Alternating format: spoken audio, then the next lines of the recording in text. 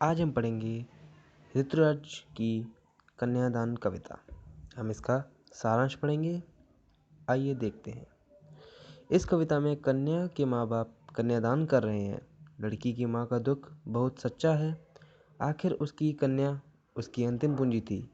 कन्या अभी पूरी तरह समझदार नहीं थी। उसे संसार के सुखों का आभास तो था, परंतु माँ दुखों का समझ नहीं थी।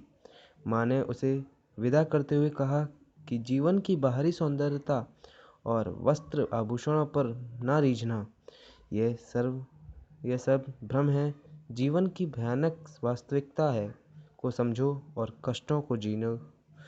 माँ ने कहा, लड़की होना पर लड़की की तरह दिखाई मत देना, अर्थात अपने ऊपर होने वाले शोषण को न सहना और निडर रहना। अब हम पढ़ेंगे कन्यादान कविता का शब्द भावार्थ। कितना प्रामाणिक था उसका दुख लड़की को दान में देते वक्त, जैसे वह उसकी अंतिम पूंजी हो। लड़की अभी सयानी नहीं थी, अभी इतनी भोली सरल थी कि उसे सुख का आभास तो था, लेकिन दुख बाँचना नहीं आता था। पाठिका थी वो धुंधले प्रकाश की, कुछ तर्कों और कुछ लयबंध पंक्तियों की। इसमें शब्दार्थ हैं प्रामाणिक। प्रामाणिक का अर्थ होता है सच्चा, वास्तविक। सयानी, समझदार।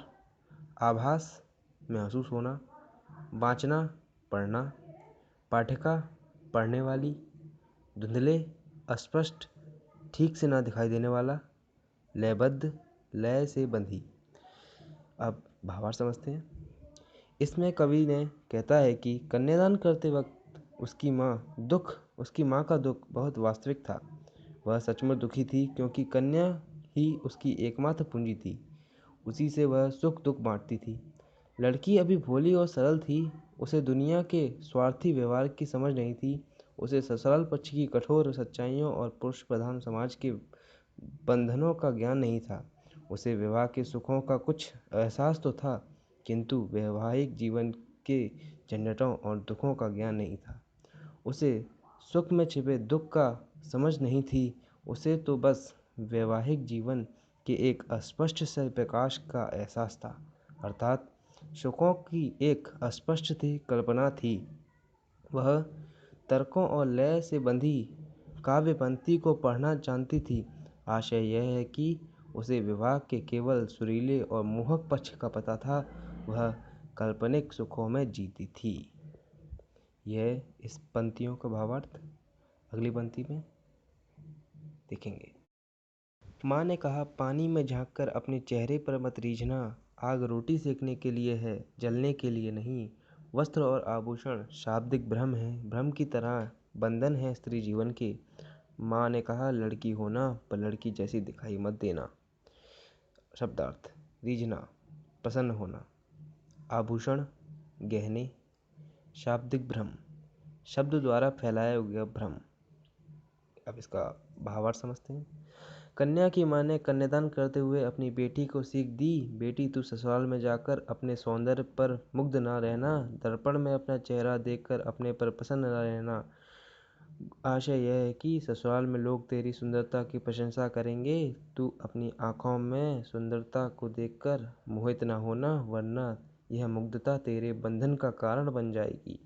बेटी, आग से बचकर रहना, यह रोटी सेकने के लिए है, जल मरने के लिए नहीं। अतः तू सावधानी से निर्वाह करना।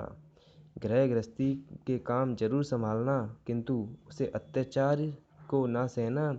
तुझे जो सुंदर सुंदर वस्त्र और गहने मिलेंगे, उनके छलावे में न रहना। ये बहू को घर गृहस्थी में बांधने के लिए मोहक अस्त्र होते हैं।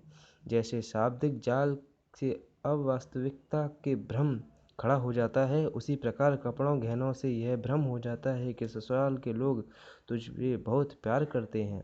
वास्तव में वे ऐसा करके तुझे कोल्हू में पालते हैं। इसलिए अपनी बोड़ियों को अच्छी तरह समझ लेना, बेड़ियों को अच्छी तरह समझ लेना।